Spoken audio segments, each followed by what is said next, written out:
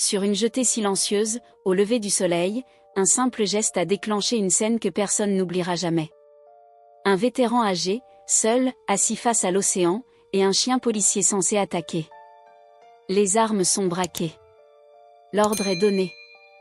Mais au lieu d'obéir, le chien fait quelque chose d'impossible. Ce qui se passe ensuite va glacer les policiers sur place, révéler un secret enfoui depuis des années, et prouver qu'aucun entraînement, aucune règle, ne peut effacer un lien forgé dans la guerre et la survie. Reste jusqu'à la fin, car cette rencontre va changer leur destin à jamais. Cela s'est produit sur une jetée paisible, juste après le lever du soleil, lorsqu'un vétéran âgé était assis seul, tenant doucement un berger allemand qui ne lui appartenait même pas. Quelques instants plus tard, tout a basculé. Des sirènes de police ont déchiré le silence du matin, des bottes ont frappé le sol humide tandis que des agents se précipitaient pour encercler le vieil homme. Les armes furent sorties, des ordres furent criés. « Éloignez-vous du chien », lança l'officier responsable. Le vétéran ne bougea pas. Puis l'officier inspira profondément et donna l'ordre que chaque chien policier est entraîné à exécuter sans hésitation, attaquer. L'air sembla se figer, mais le chien n'attaqua pas. Au lieu de cela, il se jeta dans les bras du vétéran, comme s'il avait enfin retrouvé quelqu'un qu'il cherchait depuis toujours. L'ordre fut répété, la voix de l'officier tremblante d'urgence, mais le chien refusa encore. Il se serra contre le vieil homme, le protégeant de son corps, le gardant comme quelqu'un qu'il aimait, qu'il reconnaissait. Les agents restèrent figés. Le chien n'avait pas seulement désobéi, il venait de briser toutes les règles. Pourquoi un chien policier aussi bien entraîné protégerait-il un parfait inconnu? Il n'attaquait pas, ne fuyait pas, ne résistait pas. Et en quelques secondes, la vérité commença à émerger, révélant un secret auquel personne ne s'attendait. La jetée baignait toujours dans le brouillard lorsque les radios de la police signalèrent qu'un chien de service disparu avait été aperçu au bout de la passerelle. Les agents arrivèrent en courant, pensant trouver un suspect, mais découvrirent à la place un vétéran assis calmement, serrant le berger allemand contre lui comme s'il s'était toujours connu. Le chien semblait apaisé, en sécurité, les yeux à moitié fermés. L'officière en charge ordonna de récupérer l'animal, affirmant qu'il était entraîné à attaquer et qu'on ignorait ce que cet homme lui avait fait. Pourtant, le vétéran continuait simplement de caresser le chien, inconscient de la tension. Lorsque l'ordre d'attaque fut donné une nouvelle fois, le chien se plaça fermement entre le vieil homme et les agents, grognant en signe d'avertissement. Aucun mouvement ne fut fait. Le chien protégeait le vétéran non par ordre, mais par loyauté. À cet instant, les policiers comprirent que le danger n'était pas l'homme âgé, mais une vérité qu'ils n'étaient pas encore prêts à comprendre. Le vétéran leva lentement les deux mains, paumes ouvertes, cherchant à apaiser la tension plutôt qu'à se défendre. Sa voix, douce mais marquée par l'âge, tremblait légèrement lorsqu'il dit qu'il ne comprenait pas ce qui se passait et qu'il était simplement assis là lorsque le chien était venu directement vers lui. Son regard s'adoucit en se posant sur le berger allemand, appuyé contre sa jambe comme s'il refusait de partir, comme s'il le connaissait déjà. L'officière responsable s'approcha, prudente mais intriguée, expliquant qu'il s'agissait d'un chien caneuf du shérif, entraîné, qui ne s'approchait jamais des inconnus de cette manière, puis elle demanda doucement qui il était pour lui. Le vétéran baissa les yeux vers le chien et passa ses doigts dans sa fourrure. La posture calme de l'animal, sa confiance absolue, réveillèrent en lui un souvenir profondément enfoui, un souvenir qu'il n'avait pas osé affronter depuis des années. Lentement, presque avec crainte, il souleva le harnais du chien et suivit du doigt une cicatrice discrète. Il murmura que cette marque ne devrait pas exister. Les agents échangèrent des regards perplexes lorsqu'il expliqua que son partenaire K9, lors d'une mission à l'étranger, portait exactement la même cicatrice après une explosion qui avait décimé toute leur unité. L'officière se raidit en rappelant que son chien de service était censé être mort, ce à quoi le vétéran répondit doucement que c'était du moins ce qu'on lui avait dit. Le chien leva alors les yeux vers lui, avec une reconnaissance sincère et profonde, impossible à simuler ou à apprendre. Le souffle du vétéran se coupa lorsqu'il murmura que cela ne pouvait pas être réel, mais le chien s'avança d'un pas et posa sa tête contre sa poitrine, comme pour confirmer la vérité. Le silence s'abattit sur les agents, car rien ne semblait logique, et pourtant chaque seconde rendait la réalité impossible à nier. L'assurance de l'officière vacilla lorsqu'elle observa l'attachement évident du chien, rappelant que tous les chiens militaires possédaient des dossiers précis et que, s'il avait survécu, il l'aurait su. Le vétéran secoua la tête en expliquant que l'explosion les avait ensevelis tous les deux, qu'il avait été extrait de justesse et qu'on lui avait annoncé la mort du chien, qu'il avait pleuré pendant des années. Un agent remarqua alors que la cicatrice correspondait aux archives de l'explosion ayant blessé le K9 nommé Delta, retrouvé plus tard errant loin du site et intégré au programme local. Le vétéran répéta ce nom avec émotion, car c'était bien son nom d'appel. Avant même qu'une réponse ne soit donnée, le chien posa doucement sa patte sur le genou du vétéran, un geste précis qui fit réagir les agents, car le vétéran expliqua qu'il l'avait entraîné à faire cela pour l'aider lors de ses crises d'angoisse, affirmant que le chien avait été la raison même de sa survie. L'officière comprit alors que le chien ne s'était jamais enfui, mais qu'il était revenu vers la seule personne à qui il avait toujours appartenu. Elle rangea lentement son arme et ordonna à tous de se calmer, affirmant que le chien n'était pas confus mais qu'il faisait un choix. Les agents reculèrent et le chien se rapprocha encore du vétéran, la queue frémissante d'espoir. Les larmes aux yeux, le vétéran murmura qu'il avait cru l'avoir perdu pour toujours. Malgré les procédures évoquées par un agent, l'officière déclara qu'aucune règle ne pouvait nier ce qu'il venait de voir, précisant qu'il ne s'agissait plus d'un simple chien de service mais d'une réunion attendue depuis longtemps. Le vétéran s'agenouilla et serra le chien dans ses bras, tandis que celui-ci se blottissait contre lui, comme un soldat rentrant enfin chez lui. L'atmosphère s'adoucit, et l'officière lui proposa de garder le chien définitivement. Le vétéran leva les yeux, bouleversé, et répondit qu'il avait toujours été à lui. Sous un ciel enfin dégagé, le chien posa la tête contre sa poitrine, apaisé. Leur combat était terminé, et leur retour à la maison venait de commencer. Les jours qui suivirent cette matinée sur la jetée furent irréels, comme si le temps lui-même hésitait à reprendre son cours normal. Le vétéran et le chien ne furent pas immédiatement séparés. Malgré les protocoles, malgré les formulaires, malgré les regards méfiants de certains agents, personne n'eut le cœur de briser ce lien qui venait de se révéler sous leurs yeux. Ils furent conduits ensemble au poste, non pas comme des suspects, mais comme deux survivants que le destin avait remis face à face après des années de silence. Dans la voiture, le berger allemand resta assis contre la jambe du vétéran, le regard alerte mais serein, comme s'il avait enfin retrouvé sa place. À chaque feu rouge, l'homme posait machinalement la main sur la tête du chien, vérifiant qu'il était bien réel. Il n'avait pas dormi la nuit précédente. Il n'avait plus vraiment dormi depuis des années. Pourtant, pour la première fois depuis longtemps, son esprit n'était plus en guerre. Au commissariat, l'atmosphère était tendue mais différente. Les agents parlaient à voix basse. Certains observaient le chien avec un respect nouveau. D'autres consultaient frénétiquement des dossiers, des archives, des rapports jaunis par le temps. Le nom de Delta revenait sans cesse, comme un fantôme qu'on croyait enterré. Les dates correspondaient. Les blessures aussi. La cicatrice.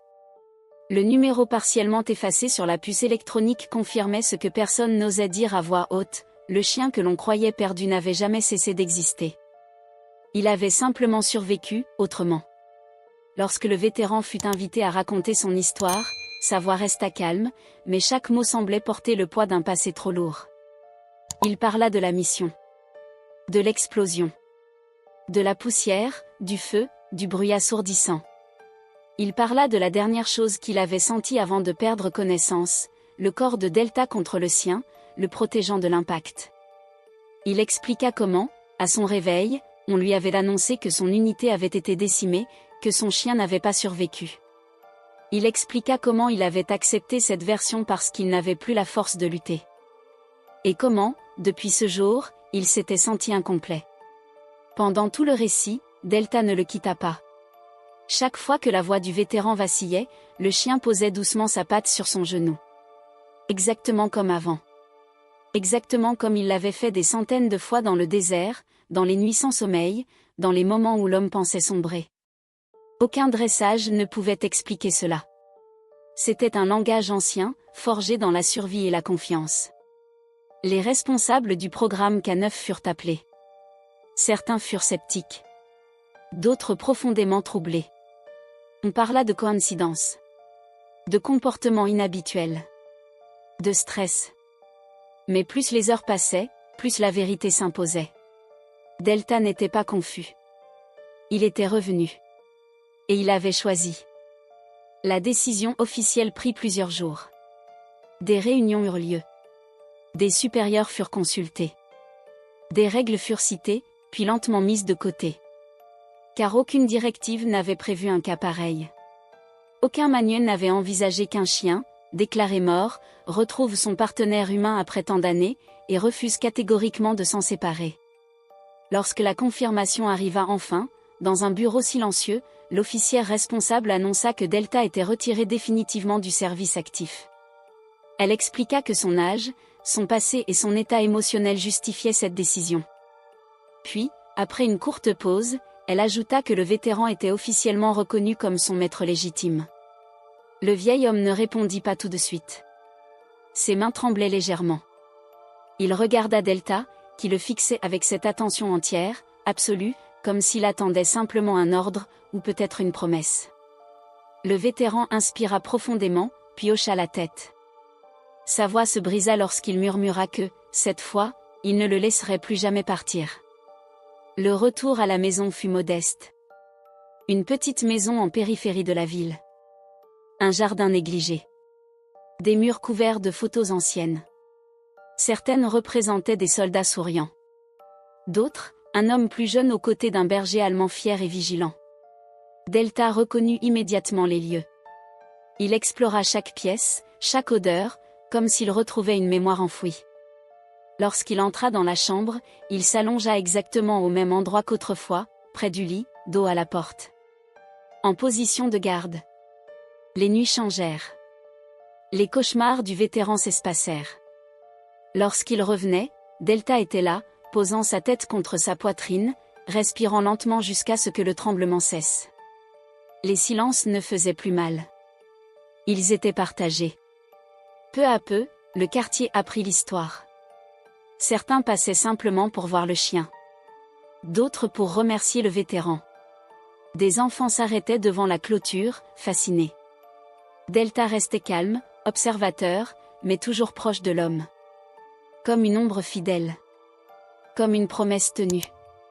Un matin, des mois plus tard, le vétéran s'assit sur le porche, une tasse de café à la main. Le soleil se levait doucement. Delta posa sa tête sur ses genoux. L'homme sourit, un sourire rare, mais vrai. Il murmura que la guerre lui avait tout pris, sauf une chose. Et que cette chose était revenue, au moment où il s'y attendait le moins. Ils n'étaient plus des soldats. Ils n'étaient plus des survivants isolés. Ils étaient simplement deux âmes liées, rentrées chez elles. Les semaines passèrent, puis les mois. Le vétéran et Delta établirent une routine simple, presque silencieuse, comme deux êtres qui n'avaient plus besoin de mots pour se comprendre. Chaque matin, ils sortaient marcher avant le lever complet du soleil. Le chien avançait calmement, parfois quelques pas devant, parfois collé à la jambe de l'homme, s'adaptant instinctivement à son souffle, à son rythme, à ses douleurs. Le vétéran avait vieilli, son corps portait encore les séquelles de la guerre, mais Delta semblait le savoir. Il ralentissait sans qu'on le lui demande. Il s'arrêtait avant les passages difficiles. Il veillait. Certains jours, ils allaient jusqu'au bord de l'eau. Pas la jeter. Pas encore. Le vétéran n'était pas prêt à y retourner. Mais Delta regardait toujours dans cette direction, silencieux, comme s'il comprenait que ce lieu avait été le point de départ de leur retour, et qu'il faudrait du temps pour y revenir sans trembler. Les nuits, elles, devinrent plus douces. Les souvenirs ne disparurent pas, mais ils perdirent leur pouvoir. Quand le vétéran se réveillait en sursaut, le cœur battant trop vite, Delta était déjà là. Pas en panique. Pas inquiet. Juste présent. Sa respiration lente, régulière, devenait une encre. Parfois, le chien posait sa patte sur la poitrine de l'homme, exactement comme avant, jusqu'à ce que le monde cesse de s'effondrer. Un jour, une lettre arriva. Puis une autre. Des anciens de l'unité. Des familles. Des gens qui avaient entendu l'histoire. Certains remerciaient le vétéran. D'autres lui demandaient pardon. Il ne répondit pas à toutes. Il n'en avait plus besoin. La reconnaissance qu'il avait cherchée pendant des années se trouvait désormais dans un regard brun, calme et fidèle. Delta vieillissait lui aussi. Son museau grisonnait. Ses mouvements devenaient plus lents. Mais sa vigilance ne faiblissait jamais. Il restait toujours entre le vétéran et le monde, comme s'il s'était donné une dernière mission, protéger, jusqu'au bout. Un après-midi d'automne, alors que les feuilles tombaient doucement dans le jardin, le vétéran s'assit sur le sol, le dos contre le mur de la maison. Delta vint se coucher près de lui. L'homme posa sa main sur le flanc du chien et sentit son souffle, profond mais plus fragile qu'avant. Il comprit, sans peur, sans panique. Il comprit parce que la guerre lui avait appris à reconnaître les signes. Et parce que l'amour lui avait appris à accepter l'inévitable. Il parla doucement ce jour-là. Il parla de choses qu'il n'avait jamais dites à personne. De la culpabilité. De la survie. Des visages qu'il voyait encore la nuit. Delta écoutait. Toujours. Il n'avait jamais jugé. Il n'avait jamais fui. Il était resté. Les derniers jours furent paisibles. Pas de sirène. Pas d'ordre crié. Pas de chaos. Juste le silence, le vrai. Celui qui ne fait plus mal. Celui qui apaise. Delta s'endormait souvent la tête contre la poitrine du vétéran, comme pour mémoriser une dernière fois le battement de son cœur. Et puis, un matin, le vétéran se réveilla avant l'aube. La maison était immobile. Trop immobile. Delta était là, contre lui, mais son souffle avait changé. L'homme posa sa main sur son poitrail, ferma les yeux, et resta ainsi longtemps. Il ne pleura pas tout de suite. Il resta simplement présent, comme Delta l'avait toujours été pour lui. Quand le soleil se leva, le vétéran sortit dans le jardin et enterra Delta sous le vieux chêne, celui où le chien aimait s'allonger à l'ombre. Il posa sur la terre le harnais usé, celui qu'il avait reconnu sur la jetée. Puis il resta debout, immobile, longtemps. Les jours suivants furent silencieux, mais pas vides. Le vétéran continuait de marcher le matin. Seul, mais pas abandonné. Car quelque chose avait changé en lui. La peur avait disparu. La colère aussi. Il avait retrouvé une partie de lui-même qu'il croyait morte. Un soir, il retourna enfin sur la jetée. Le brouillard était léger. Le même que ce matin-là. Il s'assit exactement au même endroit. Il ferma les yeux. Et pendant un instant, il sentit une présence à ses côtés. Pas une illusion. Pas un souvenir douloureux. Juste une paix profonde. Il sourit et murmura merci. Parce que certains liens ne sont pas faits pour être brisés. Parce que certains soldats ne quittent jamais vraiment le champ de bataille. Et parce que l'amour, parfois, attend simplement le bon moment pour revenir. Et rester, jusqu'à la fin.